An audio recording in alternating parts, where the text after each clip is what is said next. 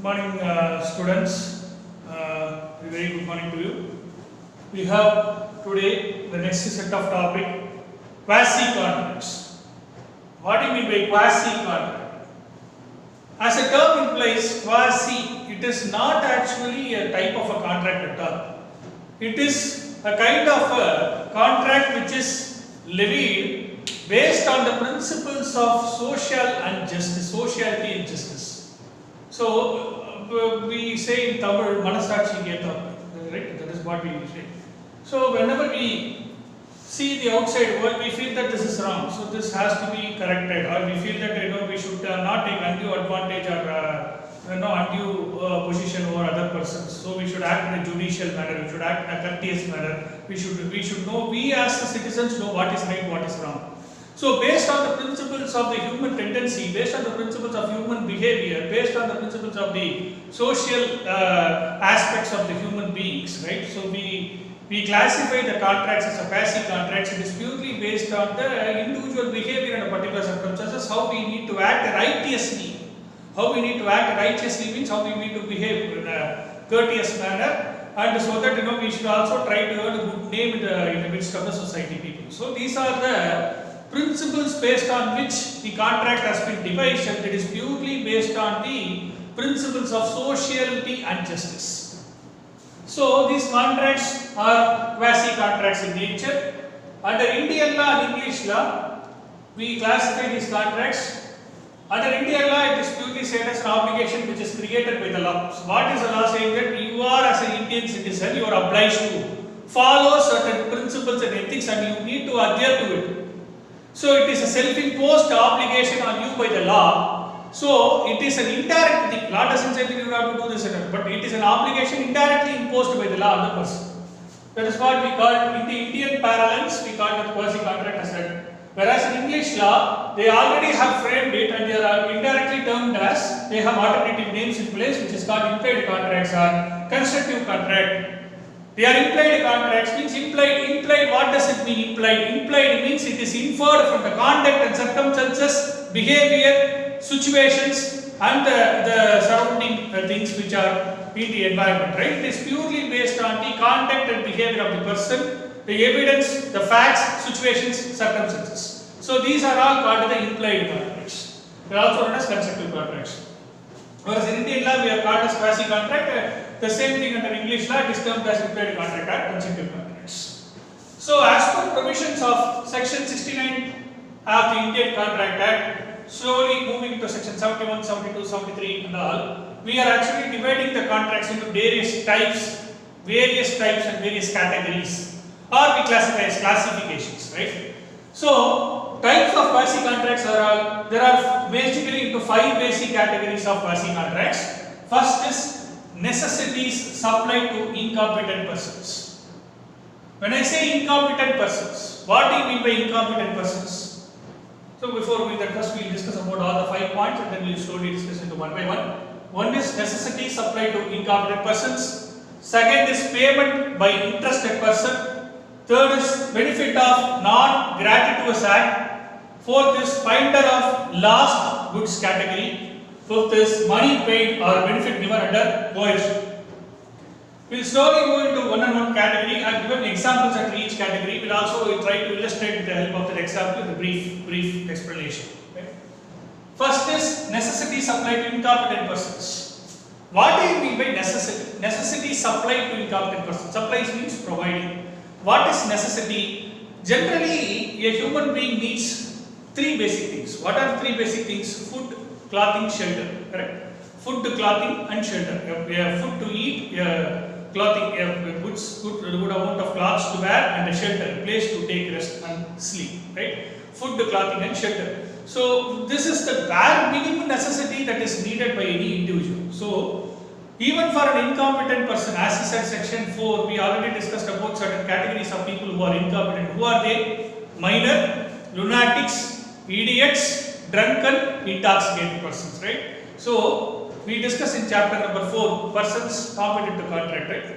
So those category of people. So wherever a person who is providing necessity, maybe a rich person or a businessman or even an ordinary person who is providing such necessities to a minor or any incompetent person. It need not necessarily be a minor. It can be even any other category of incompetent person.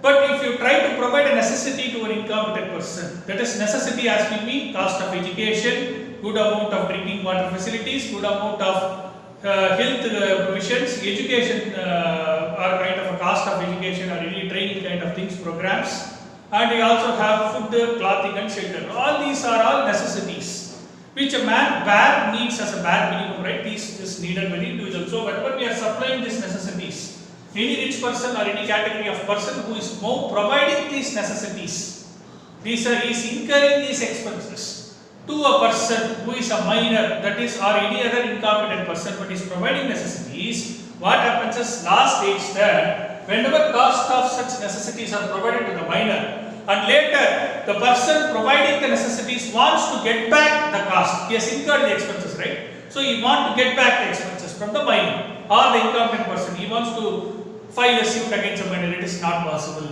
What the law says is that you cannot file a suit against the minor or incompetent person personally. Please understand, only when you have a property, only when you have any other estate, only when you have any other asset of the minor, you can file a case against the minor or the asset or the property of the minor, reimburse the amount from the minor or the incompetent person. You cannot file a case against the minor personally. Please understand, you can only file a case against the minor asset, minor property, minor estate, or any other incompetent person, asset, property, or estate. Okay, so now best example is cost of housing, education, etc. provided to the minor by a rich businessman. Okay, where a rich businessman tries to find a minor and is providing cost of education and is also bearing house, other facilities is providing to the minor just for the minor to live and get educated and to live happily. But later point of time, he wants to sue the minor for the cost so incurred, or he wants to get back the cost incurred. So he cannot file a suit against a minor personally, as I said. Only when the minor has any other property, benefits, or any asset or this category, he can file a suit against the minor and get the amount recovered or reimbursed. This is the first point, necessity supplied to the minor. So this is first category of the quasi-contract. Clear? Moving to the second point is payment by interested person. For example, under the law, if A is going to get a money of rupees 1 lakh from B, B is the money lender, A is the borrower. Okay, A is the borrower and B is the money lender. So B is going to give 1 lakh rupees to A, but is going to say you need to pay within so and so period. But so at the current situation, A is not able to pay. What happens is C, who is a friend of A, goes and repays the money of 1 lakh to B.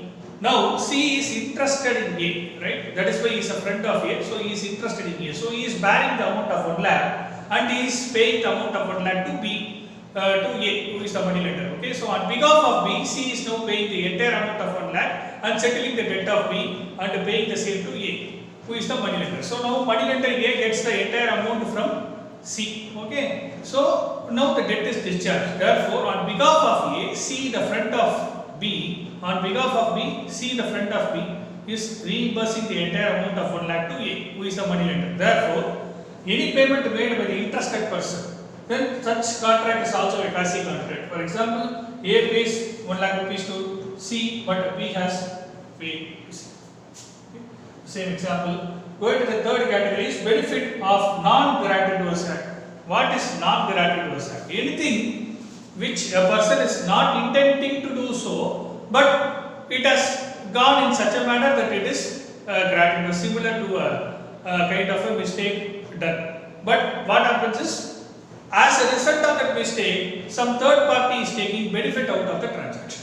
For example, A and B enter into a category or a contract for purchase of some household products. A is the seller, B is the buyer. Okay, A and B enter into a contract. Now what happens is, B has ordered certain household appliances and articles with A. He has made the payment to A. But what happens is, A has he has not assumed the case, he has not made the payment. Okay, so for example, A and B enter into a contract. B has now ordered certain household utensils and appliances with A. What happens is, A now delivered the products to C instead of B, because B has ordered, but by mistake A delivered to C's house, which is next to B's house. He has delivered the products to C's house instead of B's house. Whereas B is the person who has ordered for utensils, but A by mistake delivered the products to C's house. But now what happens is, C has treated the goods as his own goods. He has taken advantage of this transaction. He knows that it has to be given to B, but by mistake it has been delivered to C. Now C is treating the goods as his own goods, and he has started using the goods. Now C is liable to pay A because he has now started using the goods. Or he has to at least call B and return the goods to B, but he has not done so. In that case, any person who is taking advantage of the wrong transaction and taking any benefit out of the transaction is bound to reimburse to the other. He is bound to take the debt. So that is a quasi-imposed obligation based on the principles of equity and justice. Fourth is finder of lost products and goods. Here, where a person who finds a lost purse in the midst of a road, there is a purse which is lost in the midst of the road. The purse belongs to A. But what happens is, on the way, some other bypasser finds the purse belonging to A on the middle of the road. But the bypasser knows the purse belongs to A. But what happens is, he is trying to find the owner A and he is trying to give the purse to A. It is the logical basis of doing it. He should not treat the purse as his own and take away the money and run away. It is not possible. So he has to find out the true owner who is A, where he is residing, and he has to give the purse to A. It is the logic because he finds the purse belonging to A in the middle of the road, and the naturally imposed obligation on him is to find the true owner, return back the purse to the true owner. This is the quasi-imposed obligation. So this is our fourth last category is money paid or benefit given under coercion. Where any person is getting any benefit by imposing physical threat or violence on the other person and he derives a benefit out of that other person, he is bound to return back the benefit or money so derived to the other person on whom the coercion or physical force or violence is employed. Please understand. For example, A is going to throw a gun shoot against B, stating that he is forcing B to deliver his property by taking a gun and showing it against B and then asking him to sell his property immediately for rupees 20 lakhs. So A is bound to pay 20 lakhs, he is ready to pay. But the problem is now he is forcing B to sell his property, whereas B is not willing to do so. Okay, by using coercion or use of fear of death by showing gun against him or use of physical force or threat etc. or violence, A is trying to get the property of B. So B is now bound to give, otherwise he will be killed. Therefore, he is under coercion, under fear of getting died, he is transferring his property to A.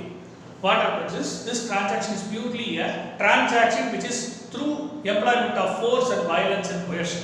Therefore, A has received the property from B by employment of force or by employment or using of physical threat etc. Therefore, under this transaction, it is a quasi-contractual obligation. Therefore, A is bound to return back the property, whatever is received from B, because it is induced by coercion. He has to return back the property to B. So, this is the money which is received or benefit given under coercion has to be reimbursed to the other person. This is also known as doctrine of restitution.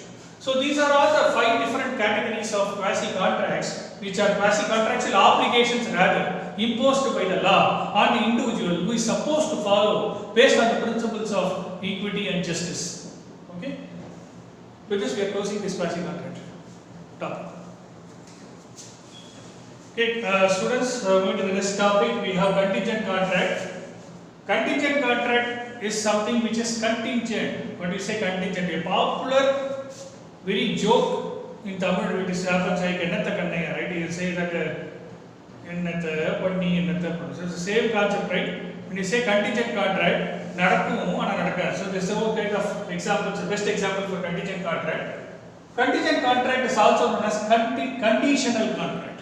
You say conditional contract because it imposes certain conditions based on the fulfillment of which the contract may not be enforced. There is an event which may or may not happen, but the event is a driving factor which may or may not happen. Based on that, the contract is contingent. Contingent means depend upon. When you say depend upon a particular event, but the event may or may not happen. So a contract which is contingent upon an event happening, not happening, on those kind of categories which will follow as a rules. Okay. The definition as per the provisions of the Indian Contract Act say contingent contract is contract to do. Whenever we are trying to do a contract, we are trying to do a particular thing or an act. A contract to do, to perform or not to perform. either perform or not to perform something, some act or any other event, right? If some event collateral to such contract arises or does not happen, which means that whenever you are trying to do a contract, you are trying to do a particular activity or a particular event, but that event is dependent upon another event, but the other event may or may not happen, but the happening non-happening drives this event. The happening non-happening of that event will drive this event. Okay, that is called contingent contract or conditional contract. For example, A promises to pay 1 lakh rupees to B if B's house is burnt. B, you are trying to burn B's house, and if you do so, he will pay 1 lakh rupees to B if B's house is burnt. So this may not be possible. So this is the best example is contingent contract. It's the best example of contingent contract. When you come to rules, Section 32 to 36 of the Indian Contract Act clearly specifies certain criteria where you have to classify, or these rules will be applicable for contingent contract. One is enforcement of the contract, where the contract will become valid and binding. We say enforcement means valid and binding of the contingent contract. On the event happening, when the event is happening, the contract can be enforced. When it is not happening, it will not be enforced. Here, the contingent contract, here the contract is dependent upon the event happening. This event has to happen. Only when it happens, the contract can be enforced. If it is not happening, the contract cannot be enforced. So, enforcement of contract of the event happening. A agrees to pay B if B marries C, but C dies. This contract cannot be enforced because the contract is between A and B. What A is saying, he agrees to pay B rupees 1 lakh only when B is going to marry C, but C dies before the marriage. This is not possible because now the contract between A and B to pay 1 lakh is not possible because B is unable to marry C because C dies. Therefore, this contract cannot be enforced. Only when the event happens, the contract can be enforced. The event doesn't happen, the contract cannot be enforced because the focus is on the event happening. So, positive attitude first is event happening. So, the focus is on events happening. So, contract will be enforced only when the event happens. Contract will not be enforced if the event doesn't happen. Okay. Second part is negative. Contract can be enforced only on the event not happening. When you say event not happening, first example is when A agrees to pay B rupees 1 lakh. If he sees a ship doesn't come to the harbor within 1 year, there is a ship which has gone out of the seas, but A is promising to pay B rupees 1 lakh. That if the ship does not return to the harbor within 1 year, 1 lakh, within 1 year, you will get a 1 lakh rupees payment which I promised to give you. But unfortunately or fortunately for B's promise, A's promise, what happens is the ship is sunk into the sea. It doesn't return 1 year, within 1 year. Therefore, performance of the condition is fulfilled because A is already said to be that only when the ship is not returning to the harbor, I will pay you 1 lakh. Obviously, because the ship is now sunk into the sea, it will never return to the harbor. So, the ship is already destroyed. It has gone into the ocean. Therefore, ship will never return to the harbor. As promised by A, he is bound to pay B because the condition is fulfilled when the ship doesn't return to the harbor. So, event does not happen. Therefore, the contract can be enforced. Third category is future conduct of a person decides the enforcement of the contract. How a person will behave at an unspecified period of time, his behavior, his conduct will drive the enforcement of the contract in the future. Based on the future term and his conduct of the living person, that will decide the enforcement of the contract. Best example is A agrees to pay B rupees 1 lakh if B marries C. B will get a 1 lakh rupees from A only when B is going to marry C. Whereas C, the lady, already married another person D. Now, the marriage between B and C is totally not possible because C is now married a D.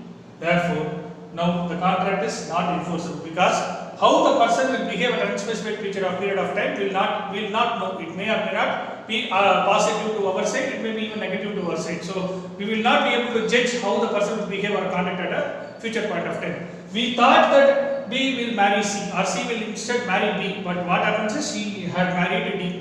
Therefore, we don't know how she will behave. So, therefore, future conduct of a living person will decide the enforcement of the contract. The fourth category is enforcement of on the happening of the specified event within fixed time.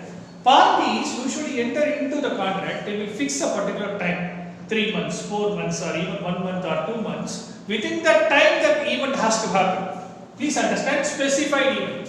Parties will agree upon a particular event. They will also agree upon a fixed time. Please understand, there are two important points: specified event and fixed time.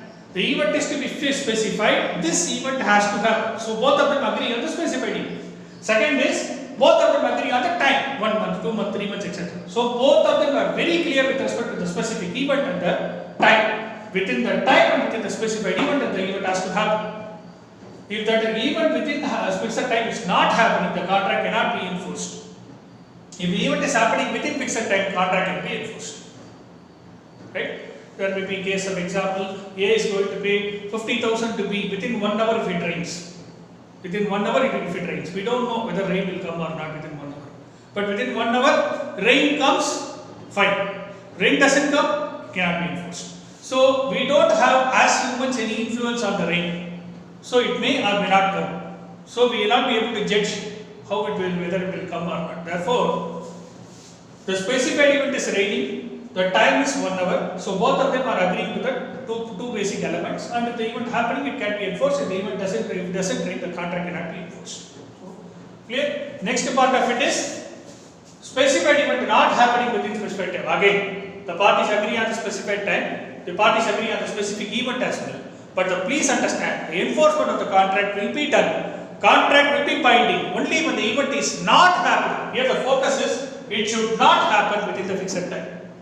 The same case, A is promising to pay 1 lakh if the ship does not return within 1 year. They agree to a ship not returning to the harbour within 1 year, then A is going to pay B 1 lakh rupees. So obviously, if the ship doesn't come to the harbour within 1 year, the ship is not returning, therefore it is not happening within 1 year, that is fixed time. Therefore, contract can be enforced.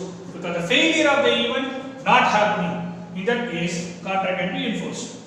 The last part is impossible events. When you come to the fifth category, 1, 2, 3, 4, 5, 6, sixth category, right? Yeah, impossible event. Impossible event means the contract is depending upon an event which is totally impossible to perform. When you say a contract is impossible to perform, obviously there's contract cannot be enforced. Law does not recognize what is impossible. Okay, impossibilium mula obligato est. That is the Greek word which says that what is impossible cannot be enforced. So, impossibilium mula obligato est is a popular Greek or the Latin term that is actually given in the law, which states that law does not recognize what is impossible. Therefore, A agrees to pay B rupees 1 lakh if B is going to take A to the space station. Space station is in the galaxy, right? Near Saturn, Venus, Mars, Sun, Moon, etc. If B is going to take A to Saturn, Venus, etc., we also can go. It is not possible, right? So, an event which is not at all possible, it is totally cannot be enforced. Therefore, contract can be enforced on the happening of an impossible event. Is totally cannot be enforced because the event itself is totally impossible to perform. In that case, contract cannot be enforced. Therefore, these are the 6 categories. I will again repeat: enforcement of contract on the event happening. Enforcement of the contract focuses on event not happening. Then enforcement of the contract focuses on future conduct of a person, how the person will behave at unspecified period of time in the future will decide whether to enforce or not to enforce the contract. In enforcement of the contract, specified event happening within fixed time. The event is specified and the time is fixed, and both has to happen within fixed time. Specified event is fixed and then time is fixed, but the event should not happen within fixed time, then only contract is enforced. The last category is impossible event, where totally what is impossible, law does not recognize, and therefore impossible event contracts cannot be enforced, cannot be enforced. So students, will move to the next topic, performance of contract. When you say performance of contract, what do you mean by performance? Doing the respective obligations under the contract. There are two parties, as I said, in the contract. One is the promisor and the promisee. The second part is the promisee, or we also call as an acceptor. A is going to deliver his car of 1 lakh rupees to B. So now A has to deliver his car first. it is his performance obligation because he has agreed to deliver his car to B. Based on the promise made by A, obviously A has to deliver the car to B. So it is his side performance obligation, which is promisor performance obligation. B, on the other side, is a promisee or the acceptor. He has to receive the car and pay the price to A, obviously. So it is his side performance obligation. B has to pay 1 lakh to A as per the terms agreed with A. Price of 1 lakh is the consideration that B has to pay to A for the transfer of the car from A to B, and B has to pay 1 lakh rupees to A. So price being the sole consideration. So in this case, the performance of obligation on the part of both the parties is absolutely necessary. Then only the contract will be mutually, that is both sides regarded as mutually valid and binding on the parties. So performance of the contractual obligation, section 37 to 40 deals with certain important provisions which we need to understand as a contractual party. As students of this topic, you need to be very clear with these topics. Very important provisions are coming on from 36, 37, 38 and 40. 39 is not that important, so I have not covered. 37, 38 and 40. 37. Obligation of the parties to perform their respective promises unless performance is excused. Excuse means need not perform. So both the parties are bound to fulfill their obligations under the contract. Both the parties have to fulfill their obligations under the contract. Unless and otherwise they are excused or they are dispensed with or they are not allowed to perform as per the law. They are allowed to go free, they need not perform. Law has to specify or exceptional circumstances should excuse them from not performing, otherwise they are bound to perform. Best example is A is the promiser. He is promising to paint the picture for B. B is the customer, A is the painter. So B approaches A for painting a picture. A is now promising to pay B that I will paint the picture and give it to you on a certain day. They have agreed for Monday, Tuesday, etc. But what happens is, before the day arrived, A, the painter dies before the day. Now the contract can be performed? No. Because painting is a skill which only A has. On behalf of A, the painter, nobody can perform the painting because painting is exclusive talent or brain inborn talent which is applicable to A alone because he is the painter. On behalf of A, somebody may paint, but it will not come as a paint, it will come to a different diagram. Right? So obviously painting is a kind of a skill which is applicable only to A. It is a personal skill applicable to A which cannot be replaced in A's absence. Therefore contract cannot be performed. So performance is excused. Clear? Contract for personal services, promisor is bound to perform. On behalf of him, nobody can perform because personal service is exclusive talent applicable to promisor alone. He cannot be replaced by either person. Section 38. Effect of refusal to accept performance. You need to perform, but your performance is not accepted. What are you supposed to do? For example, promisor is a person who offers to perform. He is willing and ready to perform. A is ready to deliver his car to B. Car is white, everything is clear, car is white, the car model is okay, car color is okay, price is okay, the day is okay, all the good things, time, auspicious time, everything is okay. But A is now ready to deliver the car of 1 lakh to B. But what happens is B, the promisee or the acceptor is not willing to purchase the car suddenly because of bad input, etc. He is saying that no, I am not ready to perform, I am not ready to buy the car. Earlier I agreed, but now I don't want to buy this car. Now what happens? A is not responsible for non-performance because A is now ready, even now he is ready to perform, but B is not ready to accept the promise. He is not ready to accept the promise of paying it and buying the car due to some other reason, etc. But in this case, promisor is not responsible for non-performance. You need to be very clear. Section 40. Person by whom promise is to be performed. Please understand who need to perform the promise, by whom the promise need to be enforced. As per Indian Contract Act, as I said earlier, this section little bit relates to this section. Promisor only is responsible for personal services or contracts. Wherever personal contract is involved, wherever personal skill is involved, dexterity we call, caliber we call, skill we call. we term it as skill, dexterity, talent, quality, the brilliancy, intelligence, etc. Various terms we call, right? So, the contract to perform a service or service to be rendered under the contract or any work is to be performed under the contract depend upon the skill, dexterity, talent, intelligence, knowledge of the individual or a promisor's knowledge that is attributable because of that exclusive talent that is belonging to the individual, that is a promisor. And his skill cannot be in any circumstances be replaced by any other person. Therefore, promisor alone is responsible for personal contracts or services. In the absence of his, in other contracts where contract is not depending upon personal skill of the promisor, maybe promisor in the absence of promisor or due to death of the promisor, representative of the promisor can perform. Otherwise, where a contractual work which is purely dependent upon promisor alone, he is the only person who has to perform the contract. Best example is this example. Here A is a person who is a painter, he is bound to paint. For example, another contract, best example is A is a singing person who has exclusive talent of singing. He was agreed with a musical theatre owner, and the theatre owner said that you need to come and perform a musical song on a particular day. But what happens is on the way, A dies in an accident. He is the singer, he dies in an accident. Now the contract is not able to perform. The stadium is ready, the place is ready, the time is ready, the theatre owner is ready, musical theatre owner, everybody is available, but the person who is singing unfortunately dies in an accident, or he is alive but his throat is cut due and he is having some serious injury in the throat, he is not able to sing. What happens? Here, the singing talent is purely belonging to A's skill.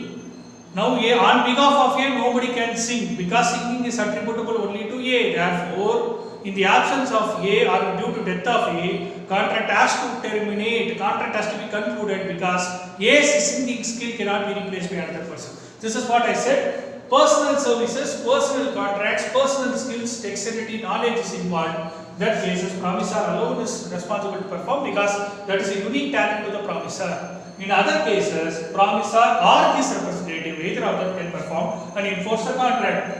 What happens as an effect of section 40? If the promisee accepts performance from the third party, there is already a contract between the third party and the promisor and the promisee. But what happens is, promisee instead has accepted the performance of the promise from the third party, from an outside party, external party. Later he cannot enforce the contract against the promisor.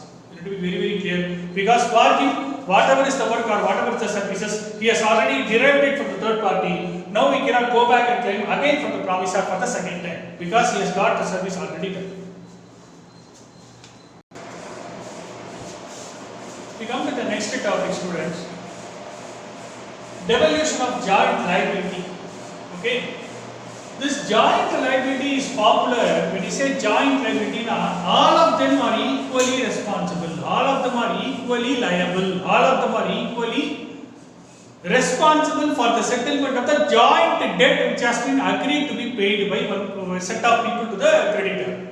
For example, if A, I'll take an example here. If A, B, C, they borrow from D 1,50,000. So in this case, we see D is the borrower, D is the money lender. Sorry, let's take D is the money lender. A, B, C are the borrower from the money lenders. Okay, there are three borrowers and one lender. Lender is D, whereas A, B, C are money borrowers.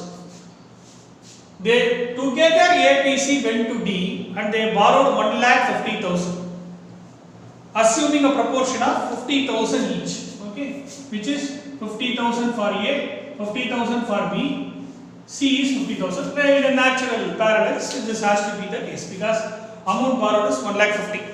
Right? Coming to devolution of joint liability provision, what that is saying, section 42 says that in case if the due date comes, all of them are jointly responsible for repayment of entire 1,50,000 to D because the contract between D and A, B, C, there is a contract already between A, B, C and D. So all of them approach D for a loan of 1,50,000. D has also sanctioned 1,50,000 to all the three of them. Please remember, he is not sanctioned to A alone, B alone, C alone. He has given to all the three. Therefore, devolution of joint liability provision says that all the three together are responsible for payment of 1,50,000 as an entire sum to D. Between them, they may segregate 50-50-50 or 60-40 or 50, something like that. But anyway, they are responsible together for repayment of 1,50,000 to D. So D may compel all of them to pay 1,50,000. This is the provision. D is the creditor who has given the money, so he can come back and ask A, B, C together, or all of them, any of them, to compel and pay 1,50,000. For him, he needs 1,50,000. He can come back and ask A, B, or C, or all of them, A, B, C together to repay 1,50,000. So this provision is applicable for money lending transactions. So section 42 provision deals with devolution of joint liability. This is what the provision is. Section 43. If A, B, C are saying no, I will not pay, I will not pay, there's a confusion which is happening. What happens is, he can come and ask any one of them. I don't know whether you three borrow, I don't know. Either A you pay, either B you pay, either C you pay. He can compel any one of the joint promisor. JP means joint promisor. Any one of the joint promisor may be compelled to perform. So D can come back to A, ask for entire amount of 1,50,000, or B or C. He can compel any one of them among the group to repay the 1,50,000. So this provision is section 43. Next provision is each promisor can compel contribution. For example, if D comes and asks, puts a pressure for 1,50,000. So A can compel and B and C to give 50-50 each, and his share of 50 we can put in together and repay the amount of 1,50,000. So when D compels A can compel B and C to give 50 each, and then what is A share is another 50. He can put it and put together and give an amount of 1,50,000 to D. He can compel contribution from each one of them. Third is sharing of the loss by defaulting contribution. If, for example, if C is defaulting, he will say that he is not unable to pay.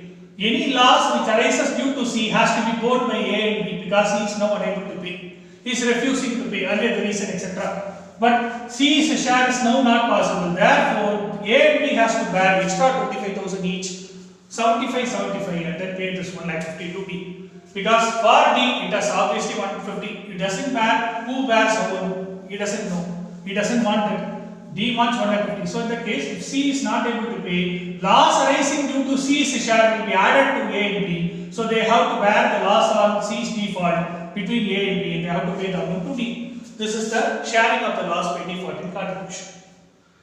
Section 44. There is an exemplary provision which says that creditor D, he comes and exempts any one of them, releases one of them in the transaction. A, B and C are the joint borrowers. He comes and says, C, you move out, I am releasing you. So in that case, the remaining joint promisors are responsible for payment of the amount to D. Because due to some reason or the other, D comes and says that, C, I am releasing you from the transaction, I am exempting you from the transaction. So C is absolved from the liability. In that case, A and B alone has to pay this balance amount to D, which is obviously 150, but this 150 will be borne by A and B and will have to pay to D because there is a release of C by D. So this is the provision, effect of release of joint promisor. So let's move to the next topic, students, which is devolution of joint rights, section 45. Joint rights, what happens is, where there is a duty to perform the obligation. In case A and B and C are responsible towards performance of obligation to some third party, A dies, B and C, being the parties, remaining parties, have to discharge their obligation along with A's representative. For example, A dies, B also dies, C will be there. C along with A's legal representative, B's legal representative and C, all the three will carry out their obligation. A dies, B dies and C also dies.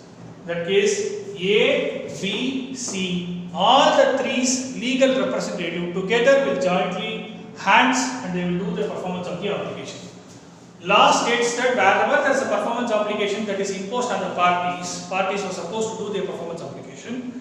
Due to the death of the parties or incapacity of the parties to perform, which reasonably be performed or capable of being performed by legal representative of the parties, legal representative of the parties. In that case, the legal representative of all of them can together join hand and they can perform the obligations. This is called devolution of joint rights, section 45. Section 46 to 50 deals with the three important provisions: time and the place of performance. Generally, for a contract to be enforced, the time and the place is very, very important. When you have to deliver a car at a particular point of time, the customer will be waiting for the car. Whenever, if, for example, the car dealer and the customer goes and says the car dealer that I want i10 Maruti car, or i10 Hyundai car, or any specific Maruti, any kind of a car, Swift, etc., to be delivered within particular time. You have to deliver within the particular time because you agreed with the customer that this is a particular time, this is the place at which you deliver. Place may be customer house or customer's friend's house, etc., etc. But as per directions of the customer, the shopkeeper or the seller or the showroom dealer has to deliver the car to the customer. You cannot say that I cannot deliver the car at a particular point of time, or sorry sir, it has been delivered 1 day later, 2 days later. But there is no need for agreement at all, because when you agree, you have to perform. So performance of the obligation at a particular time, particular place is very important. Therefore, parties have to agree upon a particular time, particular place in order to deliver and carry out their obligation. When a contractual time and the place is agreed between parties, the performance has to happen at that place at a particular time. So it is very important. So contractually agreed time and place has to be adhered strictly or followed strictly by the parties. Otherwise, there is no need for agreeing upon time and place. Second is time for performance, where there is no time is mentioned and no obligation is to be made for time agreed. No time is agreed. What happens is within reasonable time. What is reasonable depends upon the facts and circumstances of the case. For example, if I order a car, time is not agreed.